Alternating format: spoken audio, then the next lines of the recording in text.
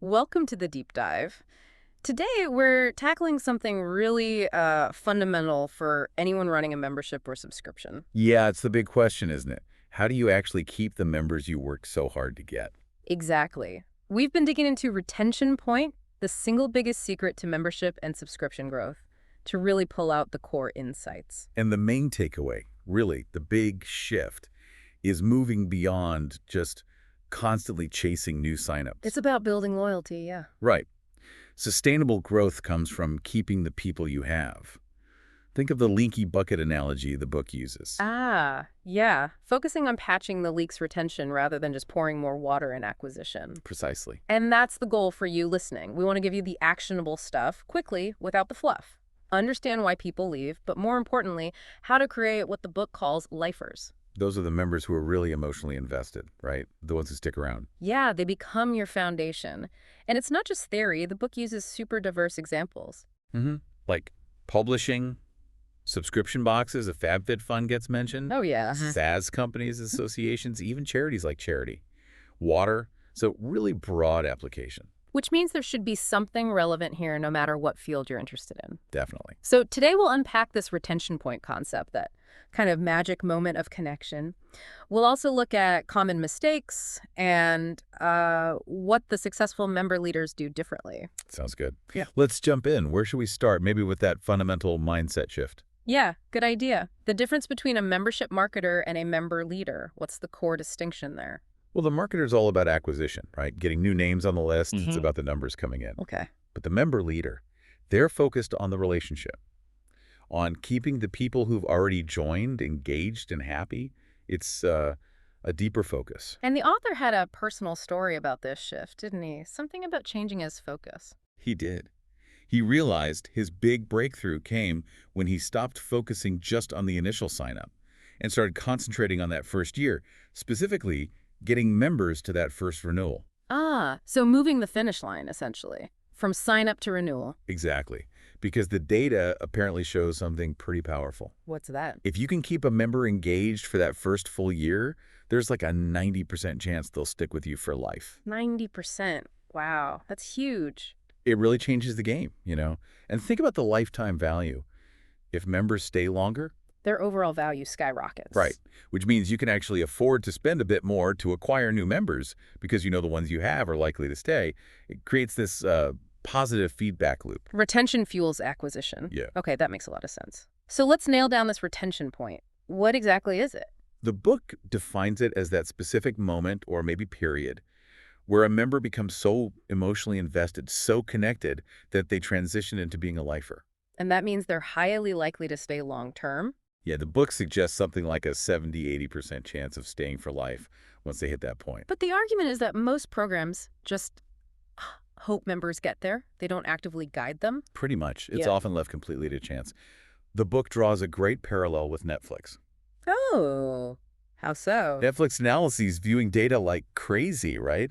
They figure out exactly when viewers get hooked on a show. Like maybe after episode 3, your chances of finishing the season jump dramatically. Okay, yeah, I've heard about that. So for Netflix, the question isn't just, is the content good? It's, how do we get people to that hooked point faster? I see. Move the engagement trigger earlier. Exactly. And it's the same principle for memberships. How do you deliberately engineer experiences that get new members to that retention point much sooner? Okay, so how do you do that? What are the key actions the book suggests? It boils down to 4 main things. First, inspire them. Make them want the improvement your membership offers. Get them excited about the possibility. Second, provide clarity. Show them the clear path, the roadmap your membership provides to get there. Makes sense. No confusion. Third, help them take the first step. Make it really easy, really achievable to get started and feel some initial progress. Remove the friction. And fourth, Hmm? reveal your personality. Let them connect with the human side, the values, the unique vibe of your membership. Inspire, clarify. First step, personality. Got it. Now let's flip it. What are the common mistakes membership marketers make that actually push people away? The first one sounds odd, giving more value. How is that a mistake? Yeah, it seems counterintuitive, doesn't it? But imagine getting flooded with content, features, resources, just too much stuff. Okay. It can make members feel overwhelmed, or worse, feel guilty because they aren't using everything you're throwing at them. And that feeling, well, it could actually make them quit. Like analysis paralysis almost, or just feeling inadequate. Exactly. The book uses a water analogy. Mm-hmm. A little is vital, but a flood is destructive. Okay. Mistake number 2. Sending gifts like food. Why is that often ineffective? The point here is timing and relevance. Until you've actually solved the core problem the member joined for. The main reason they signed up. These extra gestures, like a box of cookies or whatever, they often feel, well, meaningless, like the restaurant analogy in the book. Remind me. If you walk into a restaurant starving, you want your main course, right? You want that hunger addressed immediately. Yeah. Being offered a fancy piece of pie before you've even ordered doesn't really help your immediate pressing need.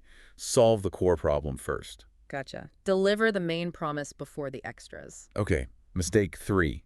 Using pain of disconnect benefits. What are those exactly? These are things members become dependent on. Stuff they'd really miss if they left, making it feel hard to cancel. Maybe critical software access or a unique tool. So the idea is to lock them in. Kind of, but the book argues it often backfires. It can feel manipulative, like a trick. It doesn't build genuine, heartfelt loyalty. So what's the alternative? Focus on shared beliefs, a sense of belonging, making them feel part of something special. People stay when they want to be there, not because they feel trapped or afraid of losing one specific thing. Right. Intrinsic motivation, not just extrinsic pressure. Okay, mistake 4. Showing exactly what to do, step by step, being just a teacher. Why is that bad? Because people need the why before the how. If you just jump into detailed instructions without inspiring them first, without connecting it to their goals, They tune out. yeah, they can become apathetic, just going through motions. The book contrasts a teacher who just delivers info with a leader who inspires action and connection to the bigger picture. Lead with inspiration, then guide the steps. Makes sense. And the last mistake here. Sending new members the same content as long-term members. Oh yeah, big one. Think about walking into a conversation halfway through. Confusing, you lack context. Exactly. Yeah. New members don't have the history or understanding that your veterans do. Hitting them with the same stuff can be totally overwhelming and irrelevant. The book uses that highway on-ramp analogy. Right. Newbies need a gentle merge lane, not to be thrown straight into 80-mile-per-hour traffic. Perfect analogy. They need a tailored onboarding experience. Which brings us nearly to the solution, the member on-ramp. Hmm. What's the core idea behind that? It's the system you build specifically to get new members to that retention point faster. It's way more than just a welcome email saying, thanks for your money. Okay, so it's strategic. Totally. It's about building excitement right away, reselling the value of their decision, and setting them up for success and long-term engagement. The book mentions Agora as an example. What components did they highlight? Several key things. First, that immediate thank you page after purchase, and the follow-up thank you email. These are prime real estate. Because open rates are super high. Exactly. Huge opportunity to reinforce the value right then and there. Not just thanks, but here's why this was a great decision and what to expect. Smart. What else? A welcome video. If a video sold them, a video should welcome them. It maintains that energy, feels more personal than just text. Good point. Keep the medium consistent. And then potentially a physical welcome package in the mail. Something tangible, makes the membership feel more real, more substantial. Plus, Andy, if a spouse is asking, what did you just buy? Huh. Yeah, the tangible proof. But the book stresses something deeper than just these mechanics, right? Something about beliefs. Yes, this is crucial. It's not just about what you deliver, but what your members must believe to stick around. What do you mean? Think about buying a financial product. You need to believe, maybe, that financial freedom is possible for you and that this specific approach is the right way to get there. Ah, okay. Addressing underlying assumptions. Exactly. Member leaders focus on embedding these core beliefs during the on-ramp. It's about aligning the member with your philosophy, not just showing them features. The on-ramp has to nurture belief just as much as it delivers information. That's a much deeper way to think about onboarding. Let's look at some examples. Charity, water, and the Spring program for monthly donors. How do they apply this? They're masters at tapping into the why. Why did someone donate in the first place?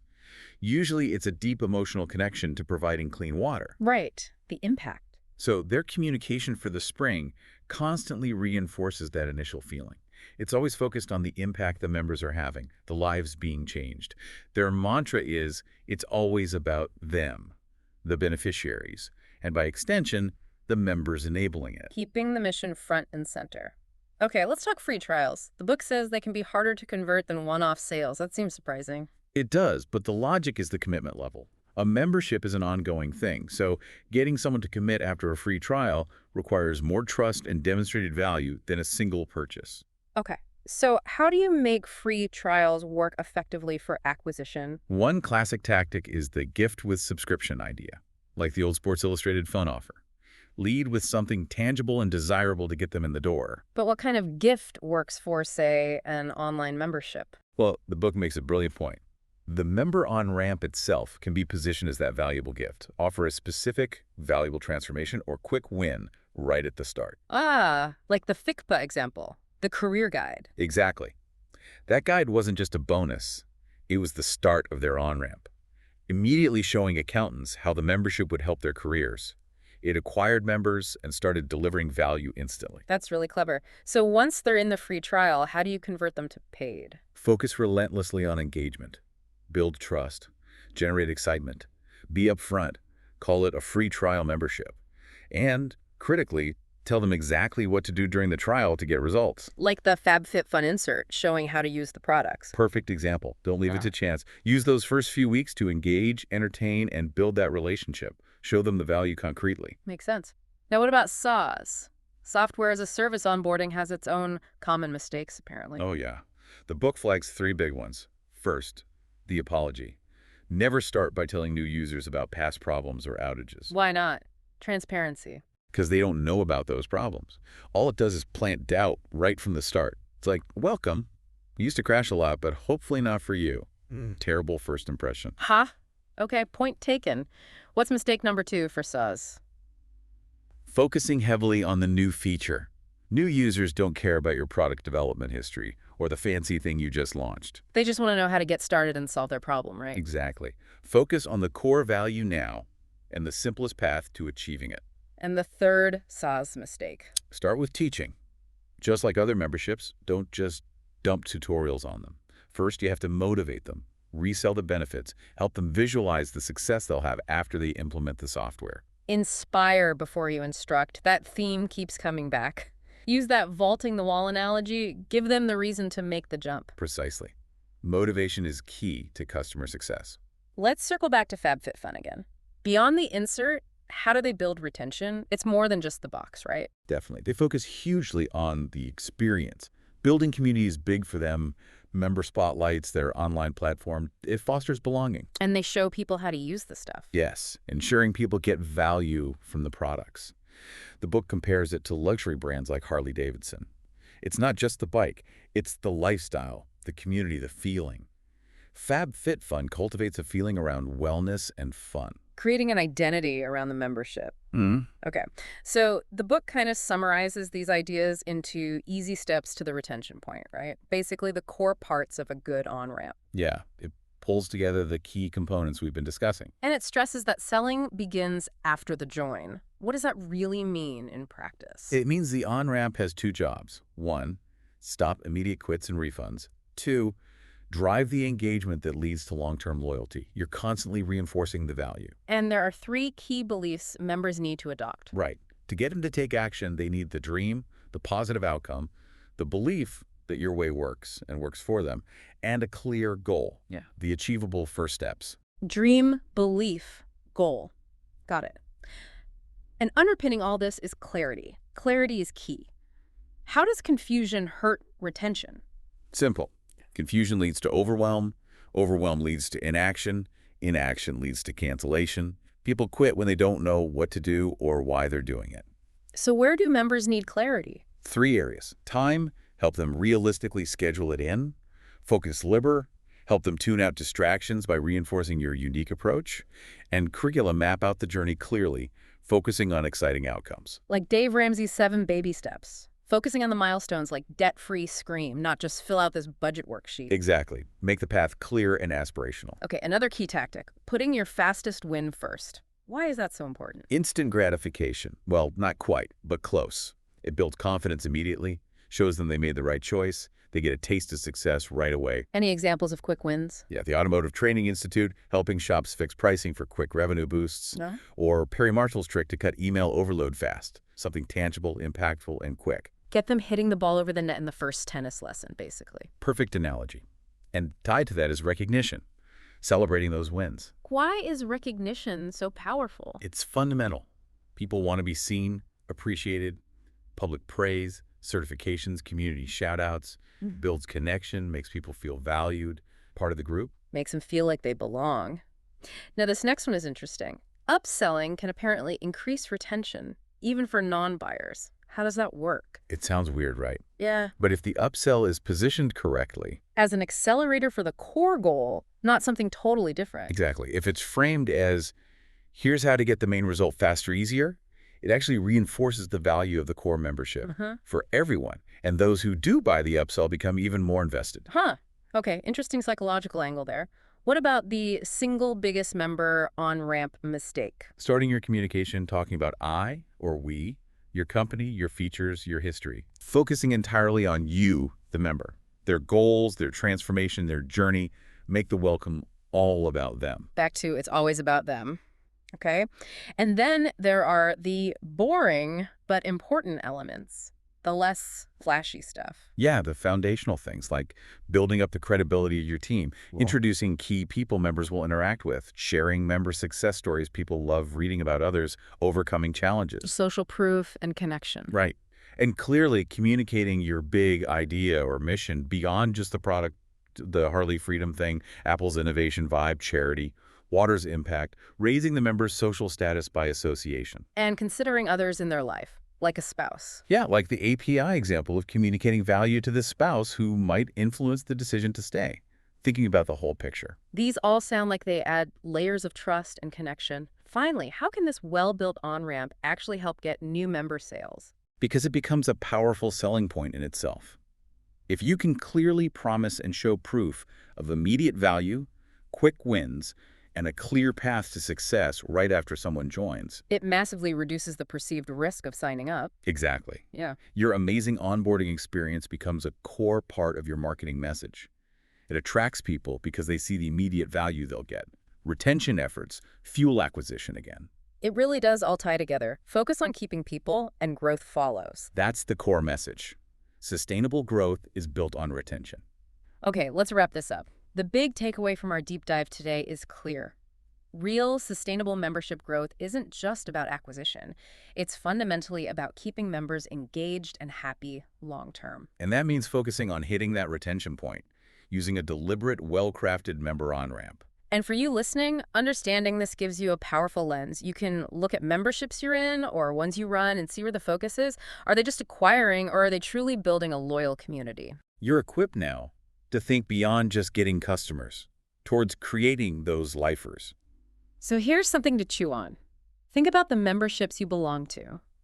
Which ones really nailed that initial welcome, made you feel valued from day one?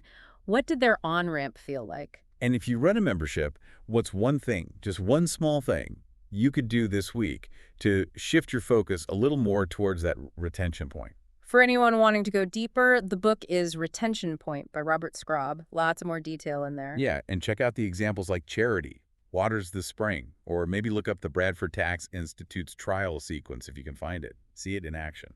You've got the insights now. Use them to build stronger connections, create more value, and cultivate those loyal lifers. Until next time on The Deep Dive.